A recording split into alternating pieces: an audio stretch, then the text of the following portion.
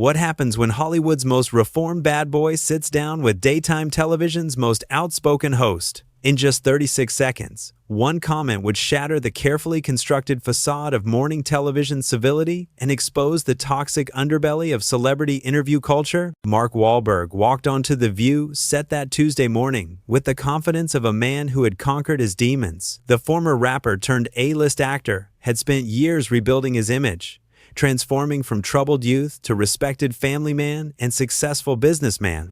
He was there to promote his latest film, but more importantly, to discuss his charitable foundation work with underprivileged kids in Boston. The studio lights blazed as he settled into the guest chair, adjusting his perfectly tailored Navy suit. The audience applauded warmly, familiar faces in the crowd holding up signs of support. This was supposed to be a softball interview, a friendly chat about his journey from the streets of Dorchester to Hollywood stardom. Joy Behar sat across from him, her signature smirk already forming as the cameras rolled. She had been hosting television shows for decades, building her reputation on sharp wit and controversial takes. But today, something seemed different. There was an edge to her demeanor, a hunger in her eyes that suggested she was looking for more than just pleasant conversation. "So Mark," Joy began, her voice dripping with false sweetness, "you're here to talk about your new movie, but I think we all want to know about your past. You've had quite the transformation, haven't you?" Mark nodded, his media-trained smile never wavering. "Absolutely, Joy. I've been very blessed to have had the opportunity to turn my life around. The mistakes I made as a kid, they don't define me, but they certainly shaped who I became." "Mistakes," Joy repeated, leaning forward like a predator sensing weakness. "Is that what we're calling them now? Because some people might say that assaulting innocent people on the street is a little more than a mistake." The studio fell silent. This wasn't the friendly interview anyone had expected. Mark's publicist, sitting just off camera, visibly tensed. The other hosts exchanged uncomfortable glances, sensing the shift in atmosphere. Mark took a deep breath, his voice remaining calm and measured. "Joy, I've spoken about this extensively over the years. I was a troubled teenager who made terrible choices. I've spent decades trying to make amends for those actions. I've worked with victims. I've donated millions to community programs. And I've tried to be a positive role model for kids who might be heading down the same path I was on." "Oh, how noble of you," Joy shot back, her voice laced with sarcasm. "Using your Hollywood fortune to buy yourself some good karma. But tell me, Mark, do you really think writing a check makes up for the trauma you caused? Do you think those people you hurt care about your charity work?" The audience shifted uncomfortably in their seats. This was becoming an interrogation, not an interview. Mark's jaw tightened almost imperceptibly, but his voice remained steady. "I don't expect forgiveness from everyone, Joy. What I did was wrong, and I've never tried to minimize that. But I do believe in redemption. I believe people can change, and I've spent my entire adult life trying to prove that." Joy laughed, a harsh sound that echoed through the studio. "Redemption? That's rich coming from someone who's made hundreds of millions of dollars playing tough guys in movies. Isn't it convenient that your redemption story became part of your brand?" Now the other hosts were looking genuinely concerned. Whoopi Goldberg, sitting to Joy's left, tried to interject. "Joy, maybe we should—" "No, Whoopi," Joy cut her off sharply. "I think the audience deserves to hear the truth about our guest here. Mark, let's talk about your recent comments about 9/11. You said that if you had been on those planes, things would have been different. Don't you think that's incredibly insensitive to the families who lost loved ones?" Mark's composure finally showed the first signs of cracking, his hands clenched slightly on the armrests of his chair. "That comment was taken completely out of context, Joy. I was talking hypothetically in a magazine interview about—" "Context?" Joy interrupted, her voice rising. "What context makes it okay to suggest that you're some kind of superhero who could have prevented a national tragedy? Those were real people, Mark, real families destroyed. And you thought it was appropriate to make it about you and your tough guy image?" The studio was now completely silent, except for the low hum of the cameras. Mark's publicist was frantically making hand signals to the producers, trying to get them to cut to commercial, but Joy was just getting started. "You know what I think, Mark?" she continued, her eyes blazing with righteous indignation. "I think you're the same selfish person you always were. You've just learned how to package it better for the cameras. All this charity work, all this talk about redemption, it's just another performance, isn't it?" Mark finally leaned forward, his voice dropping to a dangerous whisper. "Joy, I came here in good faith to have a conversation. I've been respectful. I've answered your questions honestly, and I've tried to address your concerns. But what you're doing right now isn't journalism. It's character assassination. Character assassination? Joy scoffed. I'm asking legitimate questions about your past behavior and your public statements. If you can't handle that level of scrutiny, maybe you shouldn't be in the public eye. The tension in the studio was now palpable. Crew members were looking at each other nervously, unsure whether to intervene. The other hosts sat frozen, caught between their colleague and their guest in an increasingly hostile situation. Mark stood up slowly, his 6-foot frame casting a shadow over the table. For just a moment, there was a flash of the old Mark Wahlberg, the street fighter from Boston who didn't back down from anyone. But then, his years of therapy and personal growth kicked in, and he took a step back. "You know what, Joy?" he said, his voice now carrying a weight of disappointment rather than anger. "I've made mistakes in my life, big ones, but I've owned them. I've worked to make amends. I've tried to use whatever platform I have to help other people avoid the same mistakes I made. That's all any of us can do." Joy wasn't finished. She had drawn blood, and like a shark in the water, she sensed weakness. "Oh, spare me the motivational speech, Mark. You're standing there acting like you're the victim here, but the real victims are the people whose lives you affected with your actions. And now you want us all to applaud you because you've learned how to behave in polite society?" That was the moment everything changed. Something in Mark's eyes shifted, and suddenly the reformed actor was gone, replaced by the raw authenticity of a man who had been pushed too far by someone who clearly had no intention of having an honest conversation. "You want to talk about victims, Joy?"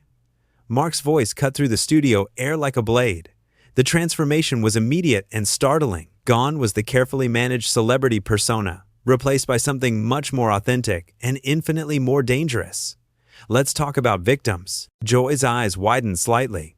She had expected him to back down, to apologize, to play the role of the chastened celebrity.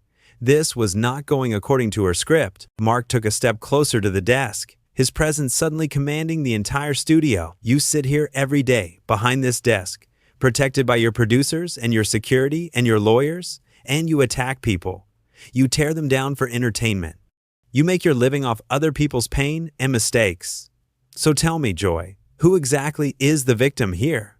"I'm doing my job," Joy shot back, but for the first time, there was a slight tremor in her voice. "I'm asking the questions that need to be asked." "Your job?" Mark let out a bitter laugh. "Your job is to entertain housewives and retirees by humiliating your guests?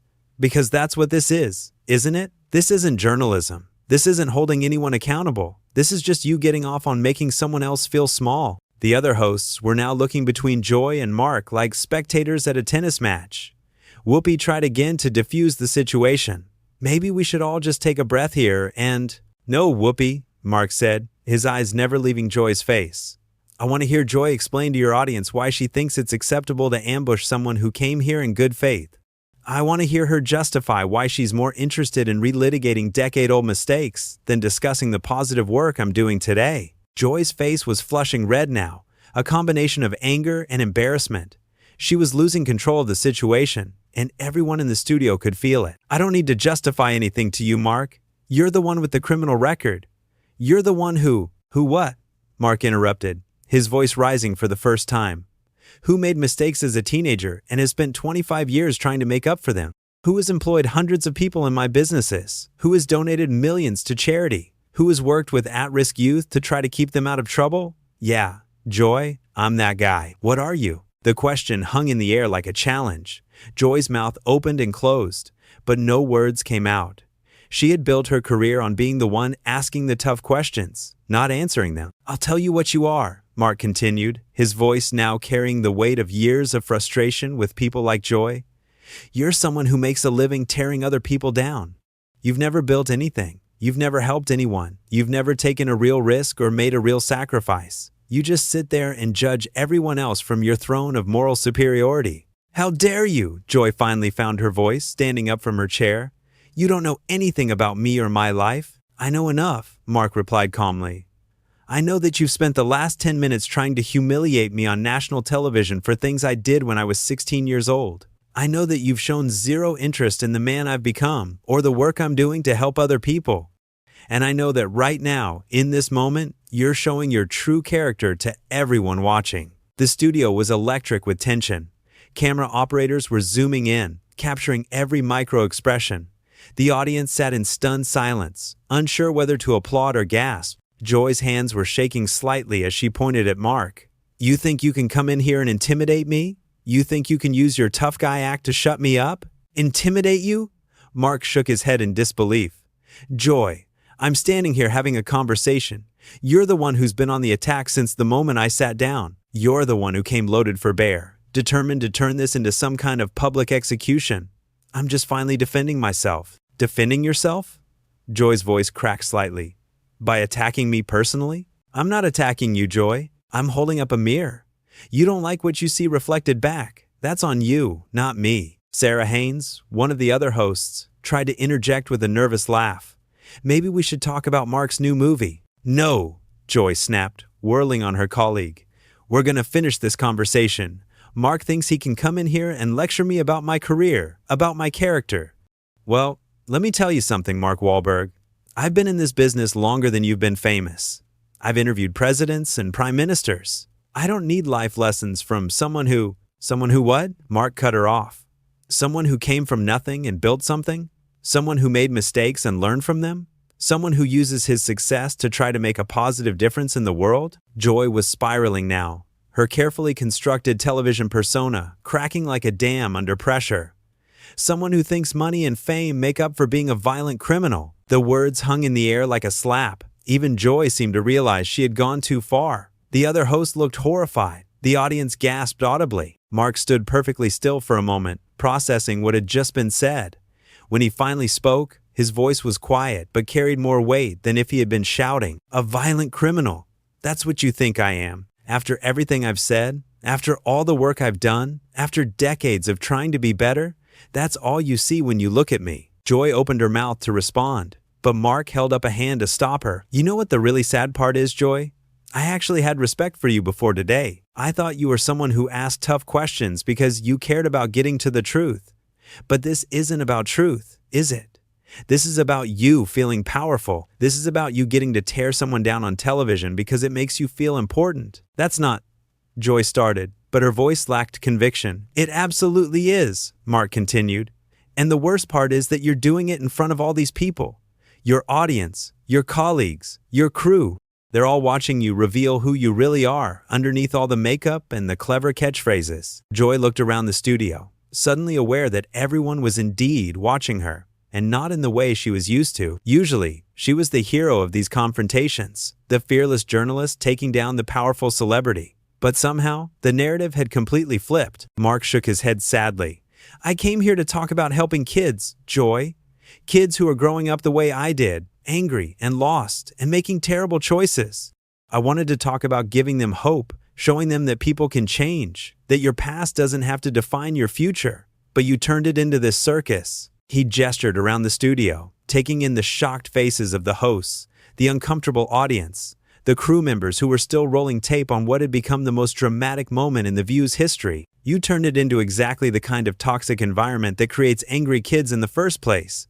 The silence that followed Mark's words was deafening. Joy stood frozen behind the desk, her face a mask of conflicting emotions. Rage, embarrassment, and something that might have been recognition all played across her features as the weight of what had just happened began to sink in. You think you're so much better than me? Joy whispered, her voice barely audible over the studio microphones. Standing there with your perfect suit and your reformed bad boy story, looking down on me like I'm some kind of monster. Mark's expression softened slightly, but his resolve remained firm.